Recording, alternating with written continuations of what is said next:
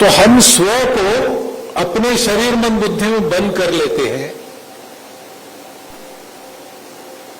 तो फिर ये हमारे झगड़े का कारण बनता है। और व्यक्तियों के झगड़ों से लेकर तो राष्ट्रों के झगड़े तक सबका मूल कारण ये है, हमें चाहिए, मुझे चाहिए, बाकी दुनिया को क्या चाहिए इसका मैं विचार नहीं करूंगा। तो भैया बहनों का रिश्ता है तो सुरक्षा की समस्या ही नहीं रहती,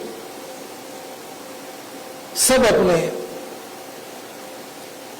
सब एक ही परमात्मा की संतान है, सारी सृष्टि उसकी बनाई है। और इसलिए हम ये कहानियां सुनते, कथाएं सुनते हैं कि एक रास्ते पर लोग जाने से डरते थे क्योंकि एक बहुत बड़ा विषैला नाग वहां रहता था और जो जाएगा उसका पीछा करके उसको काटता था। इतना बड़ा था, उसको देखकर ही लोग डर जाते, मारना भी संभव नहीं था। तो तथागत एक बार उस रास्ते पर चले, लोगों ने समझाया मत जाइए, उन्होंने कहा मुझे इसी रास्ते से जाना है, परिस्थिति से मुझे क्या लेना देना, क्योंकि जो अपने अंदर क्या है वो जानता है। अभी अंतर जगत की यात्रा हमने की, उस यात्रा के गंतव्य तक जो पहुंच जाता है वो तो उसको पता है परिस्थिति आती है और जाती है। परिस्थिति में मैं कायम हूं, अच्छा था तब भी मैं था, खराब था तो भी मैं था, झेलने वाला तो मैं हूं, और जो झेलना है वो बदलते रहता है। इसलिए जो झेलना पड़े, जाना तो अपना रास्ता जो तय किया है उसी से, इसलिए निकले। तो लोगों ने देखा तो विशाला साहब वो सामने आ गया और जैसे उसने तथागत तो देखा, उसने अपने फन को समेट लिया और उनके चरणों पर नमन करके चला गया।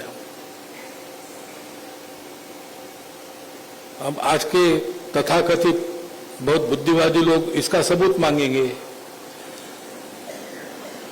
अब सबूत क्या देना भाई, इतनी पुरानी बात, उस समय कोई लिखता नहीं था। भारत के ज्ञान में ही ये बात है कि ऐसे होता है, इसलिए इसमें लिखने लायक भी कुछ नहीं।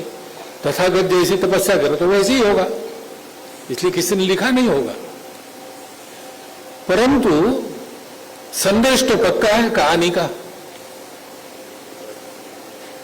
हम अगर सबको अपना मानते, हमारे अंदर बैर नहीं है तो कोई हमारा वैरी नहीं है। और आजकल पर्यावरण के लोग यही कहते हैं, सर्प मित्र होते आजकल। पहले तो सांप कोई भी हो, कैसा भी दिखे, मारो उसको, क्योंकि डर था, हमारे मन में डर था काटेगा। अब वो ज्ञान के कारण वो डर चला गया तो लोग कहते नहीं भाई सब सांप विषैले नहीं होते।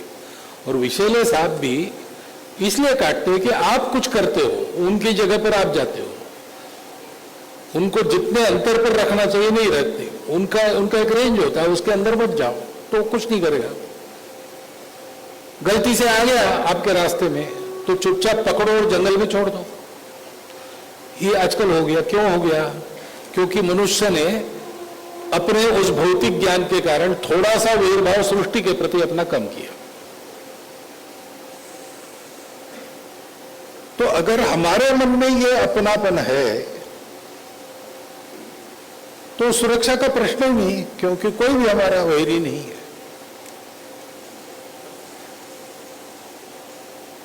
दुनिया में लोगों को डर लगता है, ये बड़ा होगा तो मेरा क्या होगा, भारत बड़ा होगा तो हमारा स्थान कहां रहेगा, इसलिए लागू करो टैरिफ। हमने तो कुछ किया नहीं भाई, जिसने किया था उसको पुचकार रहे, क्योंकि ये साथ रहेगा तो भारत पर थोड़ा दबाव बना सकते हैं। ये क्यों है?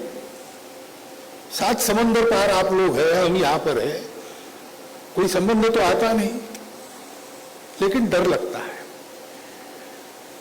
मैं मेरा के चक्कर में ये सारी बातें होती है। जब ये समझ में आता है कि मैं मेरा यानी हम हमारा है, तो वे सारी समस्याएं समाप्त हो जाती है। विश्व को आज सॉल्यूशन चाहिए। उन्होंने अपनी अधूरी दृष्टि के आधार पर बहुत प्रयास किए, हल निकालने का प्रयास किया, नहीं मिला, क्योंकि मिलना संभव नहीं। आपको शरीर है तो आपके पास मैंपन है, क्योंकि मैं हूं ऐसा हमको लगता है। अब मैं आंखें देखता हूं, मैं हूं यानी क्या हूं, तो दर्पण में जाके देखता हूं तो ये हाड़ मांस का बना शरीर है, उसके कपड़े हैं। अच्छी अच्छी बातें मेरे बारे में कही गई, लेकिन वो भी परिस्थिति है ना। संघ ने इस समय मुझे सरसंघ चालक बनाया है, इसलिए आपको ऐसा लगता है। किसी दूसरे को बनाते तो उसके बारे में आपको यही लगता। ये भी सत्य नहीं है, ये भी बदलता है। तो असली मैं क्या हूं, इसको जब तक आदमी जानता नहीं तब तक उसकी समस्याएं समाप्त होता नहीं। इसको जब तक राष्ट्र जानते नहीं तब तक उनकी समस्याएं समाप्त होती नहीं।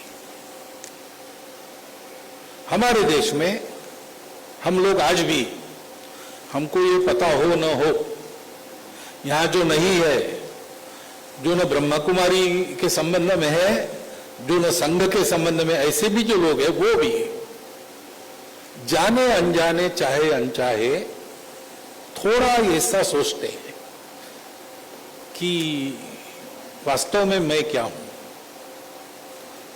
तो थोड़ा ये विचार रहता है मन में कि अरे ये शरीर रहा नहीं रहा तो क्या है। शरीर के परे जो अमर अस्तित्व है वो सत्य है। इतना तत्वज्ञान वो नहीं बोलेंगे, लेकिन कभी आप रिक्शा करके चले गए, आजकल तो वो रिक्शा होते नहीं, पर ऑटो रिक्शा तो है, और पैसे दिए आपने, वापस उसके पास खुदरा नहीं है, तो आप कहते कि चलो भाई इतना बचा है तो कल ले जाना। तो वो बोल जाता है सहज रूप में कि साहब जाने दो, 4 आनों की तो बात है, 8 आने की बात है, पैसा तो क्या मुर्गी भी नहीं खाती। अब पैसा तो मुर्गी भी नहीं खाती, ये भारत में सुनाई देता है, भारत के बाहर नहीं सुनाई देता है, क्योंकि हमारे पूर्वजों ने हमको ये अक्षय ज्ञान दिया है। और आज अपने आप को हम भूल गए तो भी उनकी शक्ति के कारण ये थोड़ा बीज रूप में हम में है।